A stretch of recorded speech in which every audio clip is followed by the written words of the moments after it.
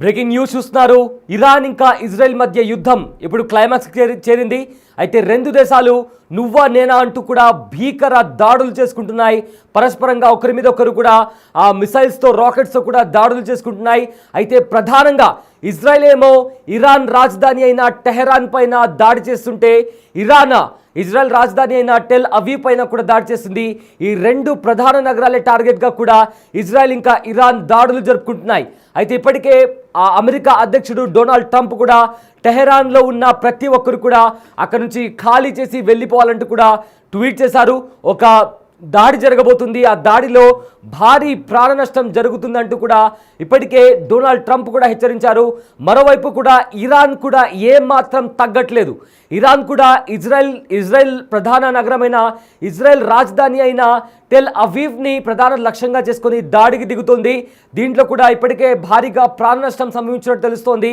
అయితే ముఖ్యంగా ఇజ్రాయెల్ ఇరాన్ను ఆర్థికంగా దెబ్బతీయాలని కూడా ప్రయత్నిస్తుంది. ఇప్పటికే గ్యాస్ స్టేషన్స్ కావచ్చు, మిసైల్కి సంబంధించిన స్టేషన్ కావచ్చు, అదేవిధంగా న్యూక్లియర్ పవర్ పాయింట్ ఎక్కడైతే అణు ఆయుధాలు ఉంటాయో అక్కడ ప్రధానంగా ఆ ప్రదేశాల్లో కూడా ఎక్కువగా ఇజ్రాయెల్ దాడి చేస్తుంది.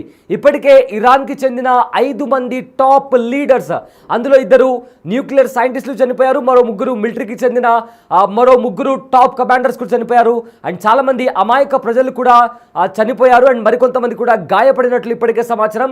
మరోవైపేమో ఇజ్రాయెల్ను కూడా చావు దెబ్బతీస్తుంది ఇరాన్ కూడా ఇజ్రాయెల్ మీద భీకర దాడులు చేస్తోంది. రాకెట్తో కొత్త రకమైన మిసైల్స్తో కొత్త రకమైన రాకెట్స్తో కూడా ఇజ్రాయెల్ పైన భీకర దాడి చేస్తుంది ఇరాన్. అయితే ఇరాన్ చేస్తున్న దాడులకు ఇజ్రాయెల్లో ఉన్న ఐరన్ డోమ్ కూడా తట్టుకోలేకపోతుంది. ఐరన్ డోమ్ కూడా ఇరాన్ పేలుస్తున్న మిసైల్స్ని కూడా అడ్డుకోలేకపోతుంది.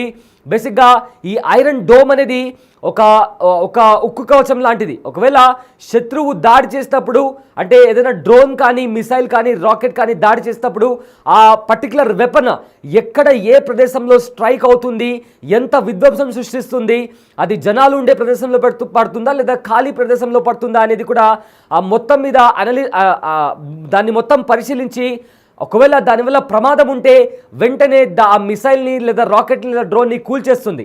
కానీ ఇరాన్ ఏదైతే బాలిస్టిక్ మిసైల్స్ను ప్రయోగిస్తుందో ఆ బాలిస్టిక్ మిసైల్స్ను ఇజ్రాయెల్లో ఉన్న మోస్ట్ పవర్ఫుల్ డిఫెన్స్ సిస్టమ్ అయిన ఐరన్ డోమ్ కూడా అడ్డుకోలేకపోతుంది. దీంతో ఇజ్రాయెల్లోని టెల్ అవీవ్లో కూడా కంప్లీట్గా విధ్వంసకరమైన పరిస్థితులు కూడా కనిపిస్తున్నాయి. అయితే ఇరాన్లోని టెహరాన్ అదేవిధంగా ఇజ్రాయెల్లోని టెల్ అవీవ్లో కూడా సైరన్లో మోత మోగుతుంది. ప్రతి ఒక్కరు కూడా బంకర్లలో వెళ్ళి తల దాచుకుంటున్నారు. బిగ్ టీవీ స్క్రీన్ పైన కూడా ఆ దాడులకు సంబంధించిన విజువల్స్, అంటే ఎలాంటి ప్రాణాంతక భయానక దాడులకు ఇరు దేశాలు పరస్పరంగా దిగుతున్నాయో కూడా చాలా స్పష్టంగా కనిపిస్తుంది. అయితే ఇరాన్ పైన ముఖ్యంగా ఇరాన్లోని అణుస్థావరాలను టార్గెట్ చేసుకుని ఇజ్రాయెల్ దాడికి దిగుతుంది. మరోసారి అణుబాంబులు తయారు చేయడానికి వీలు లేని విధంగా ఇరాన్ ఆర్థిక పరిస్థితి దెబ్బతినేలాగా కూడా ఇరాన్ పైన ఇజ్రాయెల్ దాడికి దిగుతుంది. సో మొత్తం మీద ఇప్పటికే డొనాల్డ్ ట్రంప్ G7 సమిట్కి వెళ్ళారు. అయితే ఏదైతే మిడిల్ ఈస్ట్లో జరుగుతున్న యుద్ధ పరిణామం కారణంగా ఆయన G7 సదస్సు నుంచి తిరిగి అమెరికాకు వచ్చేశారు.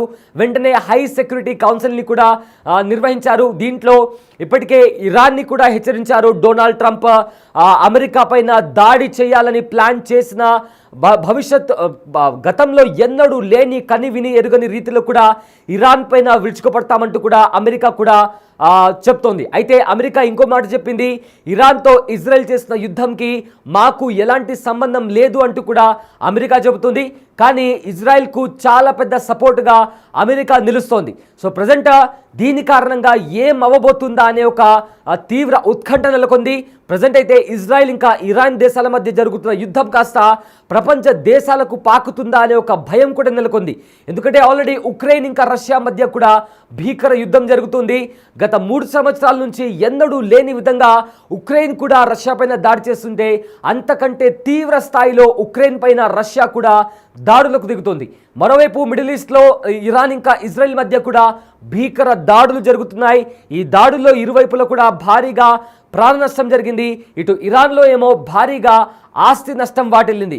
సో మొత్తం మీద ఇజ్రాయెల్ ఒక్కటే చెప్తుంది, ఇజ్రాయెల్ చెప్తున్న మాట ఏంటంటే యుద్ధం ఆగాలి అంటే Iran supreme leader Ayatollah Khomeini చావుతోనే ఈ యుద్ధం ఆగుతుందంటూ కూడా ఇజ్రాయెల్ చెబుతుంది.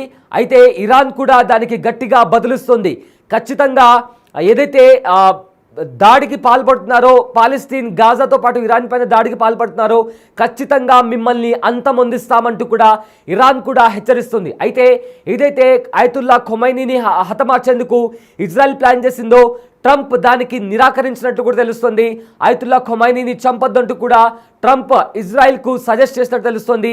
దీంతో ఏదైతే చంపాలని ప్రణాళిక రచించారో దాన్ని కూడా ఇజ్రాయెల్ వెనక్కి తీసుకున్నట్టు ఇప్పటికే సమాచారం. సో మొత్తం మీద ఏదైతే భీకర దాడులు జరుగుతున్నాయో అది కంప్లీట్గా ఇరాన్ ఏమో ఇజ్రాయెల్ రాజధాని అయిన టెల్ అవీవ్తో పాటు హైఫా నగరాలపై కూడా భీకర దాడులు చేస్తోంది. మరోవైపు ఇరాన్ను ఆర్థికంగా దెబ్బతీసేలా ఇరాన్లోని అణుస్థావరాలు, అదేవిధంగా గ్యాస్ స్టేషన్స్, అదేవిధంగా మిసైల్స్ ఎక్కడుంటాయో ఆ ప్రాంతాలలో మిలిటరీ స్థావరాలపైన, అలాంటి ప్రాంతాల్లో కూడా ఇరాన్ పైన మెరుపు దాడులు చేస్తోంది ఇజ్రాయెల్. సో దీంతో పొరపాటున కూడా ఏ ఒక్క దేశమైనా అణుబాంబులు కానీ లేదా న్యూక్లియర్ వెపన్స్ వాడినా కూడా అది కాస్త ఖచ్చితంగా 3వ ప్రపంచ యుద్ధానికి దారితీస్తున్నట్టు కూడా చాలామంది నిపుణులు కూడా అభిప్రాయపడుతున్నారు. సో ఏం జరుగుతుందా అంటూ కూడా ఇరువైపులా ఉన్న ప్రజలు కూడా భయంతో వణికిపోతున్నటువంటి పరిస్థితి కనిపిస్తుంది. ప్రతి ఒక్కరు కూడా అటు టెహరాన్లో కూడా జనాలు టెహరాన్ని వదిలిపెట్టి, లక్షలాది మంది టెహరాన్ని వదిలిపెట్టి సేఫ్ ప్లేసెస్కి వెళ్తున్నారు, బంకర్స్లోకి వెళ్తున్నారు. అదేవిధంగా టెల్ అవీవ్లో కూడా సైరన్ల మోత మోగుతుంది. టెల్ అవీవ్ అదేవిధంగా హైఫాలో కూడా ప్రజలు సురక్షితమైన ప్రాంతాలకు వెళ్ళిపోతున్నారు, బంకర్స్ లోపలికి వెళ్ళిపోతున్నారు.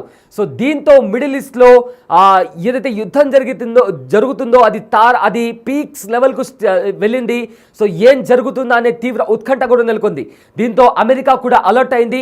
ఎందుకంటే ఎవరైనా ఇజ్రాయెల్ను డిఫెండ్ చేసుకునే ప్రయత్నం చేస్తే వాళ్ళను కూడా వదిలిపెట్టాము, అది అమెరికా అయినా, బ్రిటన్ అయినా, ఫ్రాన్స్ అయినా కూడా మీ పైన కూడా, మీ ఆర్మీ స్థావరాలపైన కూడా దాడి చేస్తామంటూ కూడా ఇరాన్ హెచ్చరించింది. సో దీంతో అమెరికా కూడా అలర్ట్ అయింది. అధికారులు కూడా అప్రమత్తంగా ఉండాలని కూడా సూచించింది. దీంతో అమెరికా డైరెక్ట్గా వార్లో ఇన్వాల్వ్ అవ్వకపోయినా ఇజ్రాయెల్తో ఉండి ఇరాన్ పైన దాడి చేస్తుందా అనే కోణంలో కూడా ఇప్పుడు ప్రజెంట్ చర్చ నడుస్తుంది.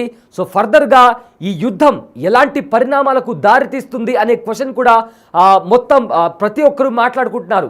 So we have to wait and watch. ఒకవేళ ఇది అణు ఆయుధాలు ఎవరైనా వాడితే అది కాస్త 3వ ప్రపంచ యుద్ధానికి దారితీస్తుందా అనే ప్రశ్న ఇప్పుడు సర్వత్రా నెలకొనింది.